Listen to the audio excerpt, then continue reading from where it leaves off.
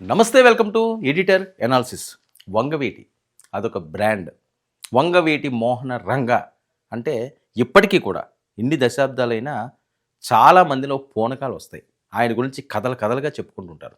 మరి అలాంటి వంగవీటి పేరు ఈరోజు వివిధ రకాలుగా వివిధ మాధ్యమాల్లో ఏం జరుగుతున్నదో ఒక కన్ఫ్యూజన్ క్రియేట్ చేస్తున్నది. ఇదంతా కూడా కాపులపై కొత్త కుట్ర. ఇది జరుగుతున్న ప్రచారం. అసలు ఇప్పుడు ఎందుకు వచ్చింది వంగవీటి పేరు? ఎందుకు మళ్ళీ వంగవీటిని లాగుతున్నాడు? ఆయన తన పరా భేదం లేకుండా ఒక్క కాపు సామాజిక వర్గమే కాకుండా అన్ని వర్గాలు తనదనుకుని ముందుకు సాగిన వ్యక్తి. అందరి గుండెల్లో అందుకని చిరస్థాయిగా ఆయన ఉండిపోయాడు. ఆ తర్వాత జరిగిన రాజకీయ పరిణామాలు అవనియండి, ఏమనవనియండి, ఆయన మరణం అవనియండి, ఇన్ని సంవత్సరాలైనా ఆయన చనిపోయి ఇప్పుడు కూడా వంగవీటి అంటే బెజవాడే కాదండి, తెలుగు రాష్ట్రాల్లోని చాలా ప్రాంతాల్లోని కూడా దేవుళ్ళ కొలుస్తారు. సో చాలా తక్కువ మందికి వచ్చే అరుదైన అభిమానం. అలాంటి ఎంతోమంది అభిమానాలను చూరకున్న వ్యక్తి స్వర్గీయ వంగవీటి మోహన్ రంగ. ఇప్పుడు మళ్ళీ వంగవీటి పేరు ప్రతి రాజకీయాల్లోనూ వస్తుంది, ప్రతి ఎన్నికల్లోనూ వస్తుంది. దాన్ని వాడకుండా ఎవరో ముందుకు వెళ్ళరు చాలా ప్రాంతాల్లోని. సో ఇప్పుడు కొత్తగా ఏం జరుగుతుంది, అసలు దీని వెనకాతలో ఉన్న అంశాలేంటి? విశాఖపట్నంలో ఏర్పాటు చేయబోతున్న భారీ సమావేశం రంగానాడు. రంగానాడు పేరుతోటి వాళ్ళ కుమార్తె రంగానాడుని ఏర్పాటు చేశారు. రంగానాడుతో ముందుకు సాగాలి అనుకుంటున్నారు. ఎవరైతే వాళ్ళ నాన్నగారు ఆశయాలు, సరే ఆ బిడ్డ వచ్చింది, ఆమె ఆ నాన్నగారి ఆశయాలని ఆవిడ నెరవేరుస్తానంటున్నది, ఎవరో ఒకరు ముందుకు రావాలి కదా. సరే ఆవిడ ఒక అడుగు వేసింది. సో ఆ అడుగు ఆవిడ ఎప్పుడైతే వేసారో అక్కడి నుంచి కొద్దిగా టర్స్ తిరుగుతున్నాయి ఈ అంశం మీద. ఇది దివంగత వంగవీటి రంగ సంస్మరణ కాదు, రాజకీయ ముసుగులోని కుట్ర అని విపరీతంగా ఆరోపణలు. ఇక రంగా పేరును వాడుకుని కాపు సమాజాన్ని చీల్చే ప్రయత్నంగా సభలు జరుగుతున్నాయంటూ అనుమానాలు. 38వ సంస్మరణ సందర్భంగా అంత అత్యవసరంగా ప్రత్యేకంగా కుల సభ ఎందుకు? కాపు వర్గాల్లో అనేక ప్రశ్నలు. ఒకరు ఎందుకు ఈ సభ అంటున్నారు, తప్పే ఉంది సభ పెట్టుకుంటే అంటున్నారు. అంటే ఇదంతా కూడా ఏమైనా ఇన్సైడ్ ఉన్నారా అన్న అనుమానాలు అయితే రోజు రోజుకి పెరుగుతున్నాయి.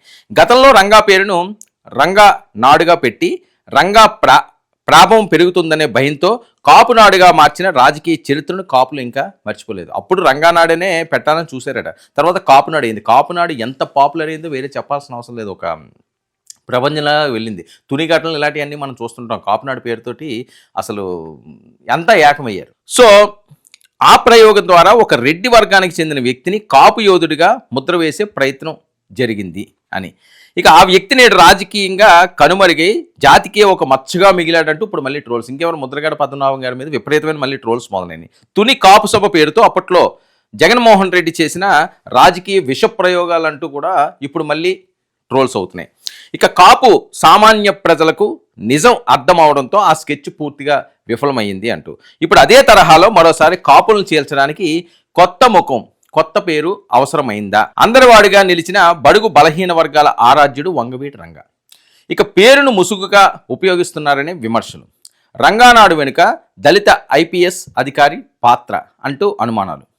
జగన్మోహన్ రెడ్డి గారి గూటి పక్షిగా గుర్తింపు పొందిన ఆ దళిత ఐపీఎస్ పాత్రపై వీళ్ళే అంటున్నారు, గూటు పక్షులు అంటారు, ఆ పక్షులు అంటారు, ఈ పక్షులు అంటారు. ఏ పక్షులు ఎవరికి ఉంటారు? సరే ఒకరి మీద ఒక అభిమానం ఉండొచ్చేమో, అధికారంలో ఉన్నప్పుడు ఎవడేం చెప్తే చేయాలి.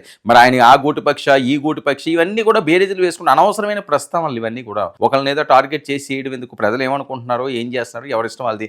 ఆ అమ్మాయి ఉన్నది వాళ్ళ తండ్రి గారి పేరుతోటి ఆవిడ నచ్చిన ప్రోగ్రాం ఆవిడ చేసుకుంటుంది. ఎవరికి అభ్యంతరం ఏంటి? దీనివల్ల ఏం చీలిపోతే ఏం చేస్తారు? ప్రజలంత అమాయకంగా లేరు. ఒక సామాజిక వర్గాన్ని పట్టుకొని ఏలాడితే గెలిచే పరిస్థితి కూడా లేదు ఈరోజు ప్రజాస్వామ్యంలోని. ఇక పలు క్రిమినల్ కేసులు ఎదుర్కొంటున్న సమయంలో అకస్మాత్తుగా తెరపైకి కాపులు దళితులు ఐక్యం కావాలని సునీల్ కుమార్ మాట్లాడిన మాటలు. వాళ్ళిద్దరూ ఐక్యం కావాలి, రాజ్యాధికారం కావాలంటే మీరు సీఎం తీసుకుని మేము డిప్యూటీ తీసుకుంటాం, లేదా మేము సీఎం మీ డిప్యూటీ, ఆ రకంగా ఆయన మాట్లాడడం అనేది కలకలాన్ని రేపింది. కాపు ముఖ్యమంత్రి కావాలి అనే ప్రకటనలు రావడం వెంటనే గతంలో రెడ్డి అనుకూల కాపు యోధుడికి మద్దతు ఇచ్చిన ఒక ప్రముఖ ఛానల్ ఆయన రంగంలో దిగింది, ఏదో ఛానల్లో ప్రచారాలు చేసింది, ఇలాగా అలాగా అన్నారు, ఏదో చేశారు. ఇక సదరు ఐపీఎస్ అధికారితో ఇంటర్వ్యూలు వరుసపెట్టి ఇవన్నీ కలిపి చూస్తే స్కెచ్ చాలా పగడ్బందీగా గీసినట్లు స్పష్టం అవుతుందంటున్న సోషల్ మీడియా. నిజంగా కాపు ముఖ్యమంత్రి కావాలనే ఆలోచన ఉంటే కాపు కులం నుంచి వచ్చిన పవన్ కళ్యాణ్ గారు ఉన్నారు కదా, అనే ప్రశ్న కాపు వర్గాల్లో ఇప్పుడు బలంగా వినిపిస్తుంది. కాపు ముఖ్యమంత్రి కావాలనుకుంటే ఇలా ఉంటే ఆల్రెడీ పవన్ కళ్యాణ్ గారు ఉన్నారు కదా. కాపులు మొన్న ఆయన్ని వన్ సైడ్ గంపగుత్తుగా ఆయన వైపు నిలబడ్డారు, అద్భుతమైన విజయాన్ని అందించారు. సరే, ఆయన ఏం చెప్తున్నారు, రాష్ట్ర అభివృద్ధి కోసం 15 సంవత్సరాలు తెలుగుదేశం పార్టీతో వెళ్ళాలంటున్నారు. ఆయన ముఖ్యమంత్రి ఆల్ ఆఫ్ సడన్గా అయిపోతామంటే అవ్వదు. కాపులే ఓట్లేస్తే ముఖ్యమంత్రి అయ్యే పరిస్థితులు అది అందరికీ తెలుసు, కానీ డైజెస్ట్ చేసుకోలేరు. కొన్ని నిజాలు ఎవరు కూడా డైజెస్ట్ చేసుకోరు, వాళ్ళకి నచ్చినట్లుగా మనకు అనుకువగా మార్చుకుంటారు. సరే, 2019లో అదే పవన్ కళ్యాణ్ గారు కాపు సామాజిక వర్గం నుంచి వెళ్ళారు, గెలిచారా? ఏం చేశారు? ప్రజారాజ్యం పార్టీ చిరంజీవి గారు పెట్టారు, అప్పుడు ఆ రకంగానే వేశారు. ఏమైంది? సో ఇది కదా వాస్తవాలు, ఇవి కదా. ఒక్క సామాజిక వర్గంతో ఏది అవ్వదు. సరే, ఆ వర్గం సపోర్టు ఉండాలి, ప్రతి వర్గం ప్రతి ఒక్కరికి సపోర్ట్ ఉంటుంది. ఒక రెడ్డిలు అయితే సీఎం కావాలంటే రెడ్లంతా వేసేస్తే జరగరు, చౌదరీలు అంతా వేసేస్తే జరగరు, అలాగే కాపులు వేసేస్తే అవ్వదు, లేకపోతే ఎస్సీలు బీసీలు వీళ్ళందరూ ఒకే దానికి వేస్తే అవ్వదు. అందరూ కలిపి వేస్తేనే సక్సెస్ వస్తుంది. ఆ విధమైన సూక్తితోటే ఈయన వాస్తవాలు తెలుసుకున్నారు కాబట్టి పవన్ కళ్యాణ్ గారు ముఖ్యమంత్రి మీరన్నా మనం అంత స్ట్రెంత్ లేదు, 15 సంవత్సరాలు రాష్ట్రం కోసం మనం బాగుపడాలి, ఆయన అక్కడ దాని మీద అపారమైన అనుభవం ఉన్న వ్యక్తి ఒక పెద్ద ఆయన ఉన్నాడు, ఆయనకి మనం సపోర్ట్ చేద్దాం అని చెప్పి ఎవరు ఎన్ని పార్టీని అమ్మేసుకున్నావు, నువ్వు ఇది చేసు అది చేసు అమ్ముడు పోయావు అన్నా సరే ఆయన పట్టించుకోకుండా 21 సీట్లు తీసుకున్నాడు. ఎందుకంటే వాస్తవాలు ఆయన గుర్తించాడు కాబట్టి. వాస్తవాలు గుర్తించాలి ఎవరన్నా సరే. ఇక పవన్ కళ్యాణ్ మాత్రం తాను కేవలం ఒక కులానికి చెందిన వాడిని కాదని ఎప్పుడు చెప్తానే ఉంటారు. ఒక కులం అని కాదు, ఎప్పుడు అంగీకరించలేదు. నేను కాపు కులానికి చెందిన వాడిని, నేను కాపులే నాతో ఉంటారన్నది ఏ రోజు ఆయన మాట్లాడలేదు. అన్ని కులాలను సమాన దృష్టితో ఉండడమే పవన్ ప్రత్యేకత. ఇక 2024 ఎన్నికల్లో కాపుల మెజారిటీ కూటమి పార్టీల వెనుక నిలవడంతో ఉభయ గోదావరి జిల్లాల్లో వైసీపీ గల్లంతు. ఇదే జిల్లాలో 2019లో జగన్మోహన్ రెడ్డి సీఎం కావడానికి కీలకంగా నిలిచిన ప్రాంతాలు. ఆ ఓట్ బ్యాంక్ మళ్ళీ దూరం అవడంతో కాపులను తిరిగి తీల్చే ప్రయత్నంగా రంగానాడు తెరపైకి తీసుకొస్తున్నారని చెప్పి ప్రధానంగా ఆవిడ మీద టార్గెట్ పెట్టారు. ఇక పవన్ కళ్యాణ్ వెనుక కాపులు మళ్ళీ ఏకమవ్వకుండా చేయడమేనా ఈ రాజకీయ విషపు పాచిక ప్రధాన లక్ష్యం? రాజకీయ నిపుణులు విశ్లేషకులు ఇప్పుడు ఏం చెప్తున్నారంటే, పవన్ కళ్యాణ్ గారు మొన్న ఏదైతే సక్సెస్ అయ్యారో, పవన్ కళ్యాణ్ గారు ఏదైతే ముందుకు సాగారో, ఏదైతే అద్భుతమైన విజయాన్ని కూటమి సాధించిందో అదంతా కాపు బ్యాంక్ అంతా కూడా, ఓట్ బ్యాంక్ అంతా కూడా కూటమికి వెళ్ళిందని. మరి కూటమి నుంచి ఆ కాపు ఓట్ బ్యాంక్ని తేల్చాలంటే 15 సంవత్సరాలు వీళ్ళు కలిసే ఉంటాం అంటున్నారు. 15 సంవత్సరాలు కలిసి ఉంటే ఎంతో కొంత ప్రయారిటీ కాపు ఓట్ బ్యాంకు వాళ్ళకి వెళ్ళే అవకాశం ఉంటుంది. కాబట్టి ఇది తెరపైకి తీసుకొచ్చి ఆవిడని తీసుకొచ్చారు అని చెప్పి జరుగుతున్న ప్రచారం. ఇక కూటమి ప్రభుత్వంలో కాపులకు అన్యాయం జరుగుతుందని, రెడ్డి పాలనలోనే అద్భుతాలు జరిగాయని భ్రమలు సృష్టించే ప్రయత్నాలు జరుగుతున్నాయని విమర్శలు. కానీ ఈసారి కాపు సమాజం అంతా అమాయకంగా లేదు అని, వారి ఆలోచనలో అభివృద్ధి ఐక్యత వైపు సాగుతున్నాయని క్లారిటీ. ఇక అనవసరంగా వంగవీటి రంగా పేరుకు మచ్చ తెచ్చే ప్రయత్నాలు ఇకపై సహించబోవని కాపు వర్గాల హెచ్చరిక. కావాలంటే చరిత్రలో ఉన్న ఇతర కాపు యోధుల పేర్లతో సభలు పెట్టండి, కానీ రంగా పేరు ఎందుకు అవసరమైందో జాతికి బహిరంగంగా చెప్పాలనే డిమాండ్. ఇక తుని సభ తరహా మోసం మరోసారి జరగనివ్వబోంటున్న కాపు యువత.